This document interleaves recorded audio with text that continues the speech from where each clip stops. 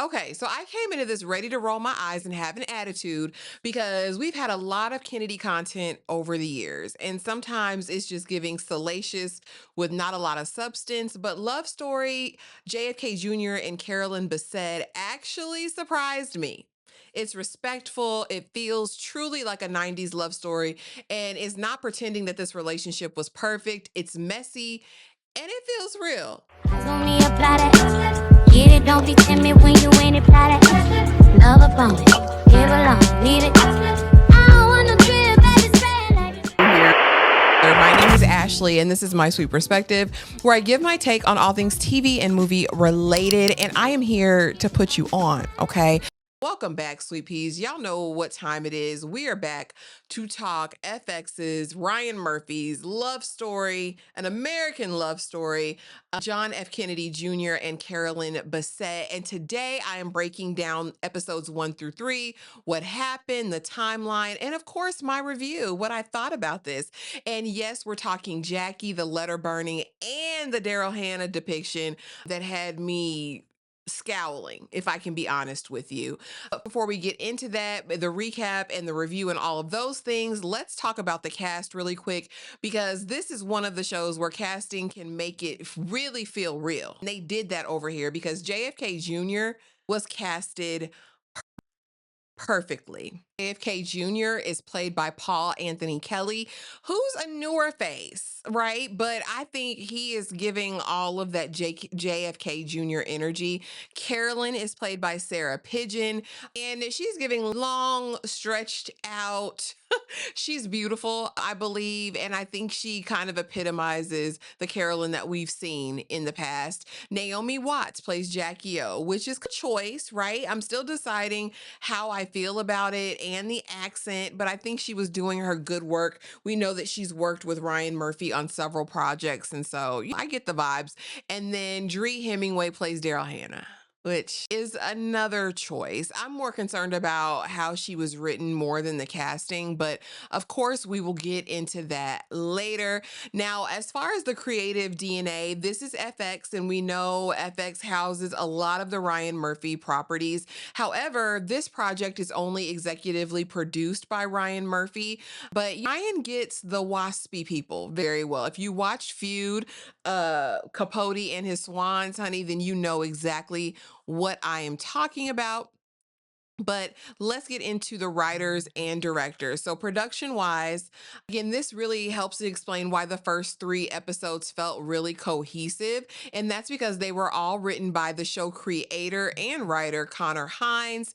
So, the tone really feels steady. Episode 1 was directed by Max Winkler, Henry Winkler's son. All right. And then episodes 2 and 3 are directed by Jesse Peretz, who has done projects like Girls, like Orange is the New Black, Nurse Jackie. He's been in those directorial streets and he knows what he's doing. And you can feel it. Episode 1 is very much set the mood, set the dread, and episodes 2 and 3 settle into the relationship and the lore of the family. So now I'm not gonna lie, I balked at episode 1 opening on the day of the crash and then working backwards because in a lot of autobiographical pieces we see that, and sometimes it doesn't work. Sometimes it can come off as emotional manipulation. So I wasn't sure where we were gonna land. But this time, I think it works. I think it works for me because it wasn't this perfect, pristine situation. We see them mad at each other right before they get on this plane that they ain't have no business being on. And it made it feel more real, right? It puts a shadow over everything. And now we're working backwards to figure out how we ended up here and what was going on. Again, the dread becomes a part of the storytelling. So let's get into episode 1. Episode 1 sets the tone, public myth versus private people. We open, of course, like I said before, on the travel day. We are headed to the vineyard. Carolyn and JFK Jr., he's going to be flying the plane. He didn't hurt himself. He's crippled right now with a cast on, but still ready to fly the plane. And Carolyn is late because, hey, nails and traffic. Really quickly, just in this opening sequence, we already see Carolyn having to change who she is to really be a part of his world. She goes and the lady does her nails a cute red, just like these lips, all right? And she's like, we better go neutral. We better go for a nude. because I don't want any smoke. And even something as subtle as that, I think really frames the narrative of who Carolyn had to be in order to be in this relationship. Also, I want to give you all the heads up. I'm not going based on what's happened in real life in the news, only what's being presented in this show. So keep that in mind as we go. Carolyn is immediately established as ambitious. She's working at Calvin Klein and she's working her way up. Bosses be damned, because I'm going to do what needs to be done and Calvin's going to know my name. And by the end of the first episode, baby, he knows her name and she's sneaking into parties. John, on the other hand, he is searching.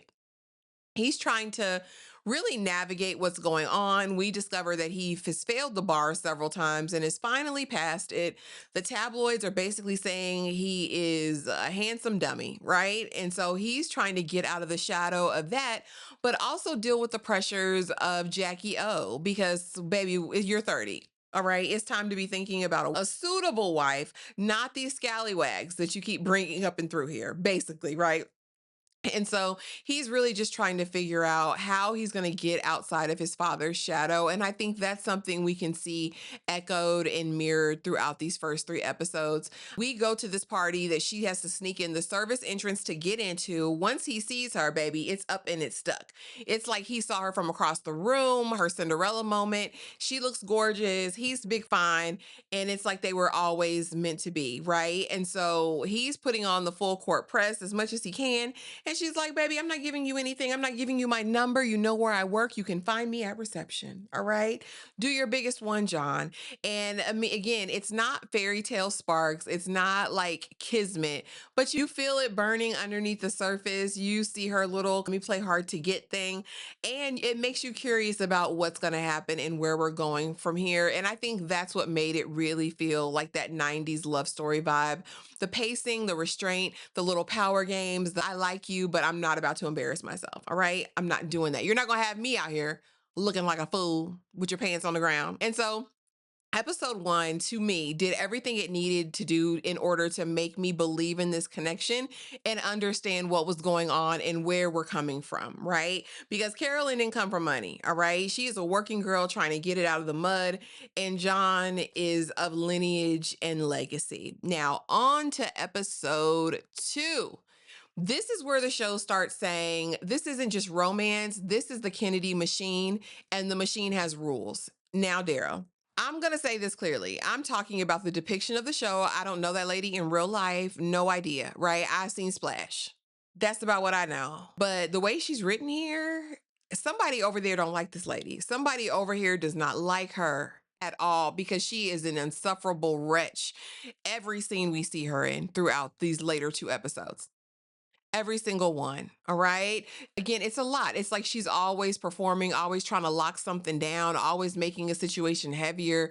And it's also set, I feel like, to highlight how Carolyn is different, right? It gives you this very stark contrast between John's options right now. Now, let's not be under any delusion, because I'm sure JFK Jr. had plenty of options.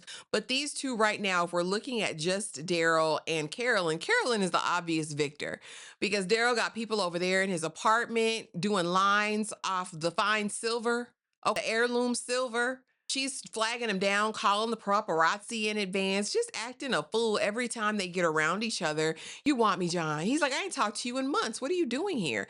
And so really, this episode encompasses a couple of years where they've met, Carolyn and John, that is, but they're not really together. And so Carolyn sees the paparazzi shot in the paper, and now he's sending flowers down to the office every second, every chance he gets. And it's very much like, I don't give a damn. I hope they're very happy together. I hope it works out. And I'm going to keep knocking off this little model roommate I got. I don't want nothing serious with him, but he'll do for now while I'm building my career and finding whoever my future husband is going to be. All right. And again, it's set up to show the difference between the Carolyn is quiet, she's controlled, and she's private. And John is drawn to that because it's different than what he's getting anywhere else. Then we get more Jackie O energy. And Jackie really lays down the law. Like, John, this is what it is. This is our legacy. This is the lineage. This is the expectation. This is how I've lived my life. And this is how how you guys have to. I didn't do this for no reason, right? What she say to them? She said, "You knew your grandmother, you didn't know my mother. I was sold to the highest bidder to be the most beautiful accessory." All right. And I've had to live with that. And I've had to cultivate a life for you all in the public eye. And we can't have that tarnished here. We all know who she is, and she's the gatekeeper of the family. She knows that their lives are bigger than just them. It is really that they live for the people. And this is also where I really felt the point of the show. John is trying to become a person outside of his father. Carolyn is trying to become a person just independently and understand who she is. And that's where the mess starts, because love is cute, but identity is of the most importance, right? So, episode 3, we're getting over here, and this is the Jackie episode. And it matters because it explains why John, like he moves, being watched, because he basically has been his whole life. In this moment, we get a full picture of the family dynamic. We get to understand John's relationship with his mother and his sister Caroline, right? Inadvertently. But we understand the pressures. We get to know who Mama is. And we find out that Jackie O is sick in this episode. He had fallen out previously, but now we find out that she's terminal, and she's doing her own work over here, because she says, "I'm about to burn all these letters. I don't want anything memorialized. I don't want anything to come back over and bite me anywhere, because that's just not what we're going to do. That's what we don't do in this family. So let me take my whole life in letters and let me burn them." And I think that was really interesting. And I think that just went to show how she curated every bit of her life. And I will say that this episode so far is the most tragic, because you get this understanding that Jackie has lived her entire life in service to others and never really got to know or understand or be who she was. And that's something that she passed down to her children, for better or for worse. This episode is heavy, definitely in a quiet way. We see Jackie as human, who still wants control, who still wants privacy, and still wants to manage her own narrative. Now, I will say it was shady to see that Marlon Brando letter in there.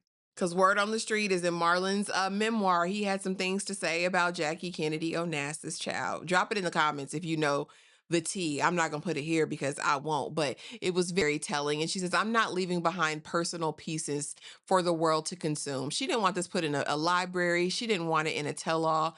She's like, whatever these things were, whatever these private moments that were just for me, I'm going to take the onus and own these things and prevent them from getting anywhere else. And I think John in that moment understood it. We also have another very touching moment in episode 3. And that's when basically we know it's towards the end and she's kind of convalescing. And he lays in the bed and she just rubs his head and he just starts to cry. And I don't know if it was just activating, because I've lost my mom, and I don't know if you've ever lost a parent, then you got the vibes there. But it was like, what do I go from here? What do I do? This is my North Star. My mama is my person. She has all these expectations for me, a lot of which I haven't even accomplished yet, and that she'll never be here to see. And so I think the grief is two ways. Not only am I grieving the loss of the love, right, of my life, but now I'm also grieving the idea that she won't ever be able to see my accomplishments or the hopes and the dreams that she had for me. And that was very deep for me. And again, just thinking about her life, it really was not something to envy. I really feel like Jackie's life overall, and aside from the money and the prestige and all of those things, did she ever get to choose the life that she wanted? That's the rub, and that's the hard part. And so we have that. Then we have her untimely passing, and then the funeral, and Daryl pops her ass back up again. So what does this mean? And did I mention we have a whole conversation about why she says Jackie O hated blondes? I just there her I'm telling you, the depiction is insufferable. The way she goes out there when he's addressing the public at the funeral and holds his hand. Oh, get out of here. This is not that. I just was completely over it. But again, this series so far has been very considerate, in my opinion. Everyone but Daryl, but we're going to see what happens, because I know that there was a hullabaloo about the family not being contacted and consulted with for this project. So I'm very interested to see how far we're going to take it, how far we're going to go. To the left, I don't know, but I so good, very balanced. Now let's get on to my official review. So overall, I was pleasantly surprised. Again, this feels like a 90s love story, not just styling, but an emotional tone. It's kind of like you had to be there. And I was a baby in the 90s. I wasn't barely here. However, I remember the vibes, right? It's selling me two people trying to love each other while the burden of legacy and lineage and the paparazzi kind of loom in the distance. I also appreciate that the show doesn't make this relationship a fairy tale. This is not anything anyone aspires to. Waiting around for a couple years trying to see where y'all can get in, where you fit in. You seeing him with his ex on the thing and you bumping into you with your model boyfriend in the cafe. This is not a perfect, cute little situation, right? You can tell that it's messy, but it absolutely works. I believe that the cast chemistry was on point. The casting, of course, was on point, but also the writing and the direction that thus far is incredible. Again, I'm still on the fence with Naomi Watts' Jackie O, but it did what it needed to do. I believed the chemistry, I believed it, and so that. But overall, I'm seated. I enjoyed these first 3 episodes immensely. I'm excited to see where the rest of the series goes. And that soundtrack, be under no delusions. They went to work and absolutely did their homework, you guys. Those were my thoughts. That was the recap. That was the review. If you're still here, thank you so much for watching. Please be sure to comment, subscribe, do all of those things. And next week, I'm watching to see what's going to happen because the trailer is looking like stuff's about to explode. I really want to see what this hard launch of this relationship is going to look like, especially back then with the advent of paparazzi. Well, not the advent necessarily, but the popularity of paparazzi back then. Very interested to see. Drop it in the comments. Did you like these first 3 episodes? How would you rate this on a scale of 1 to 10? And let me know. But be sure to like, comment, subscribe, drop your comments, hype the video. Be sure to check out our live discussion that we had Sunday night. Check it out. Let us know your thoughts. But thank you so much for watching, y'all. And I will see you in the next video.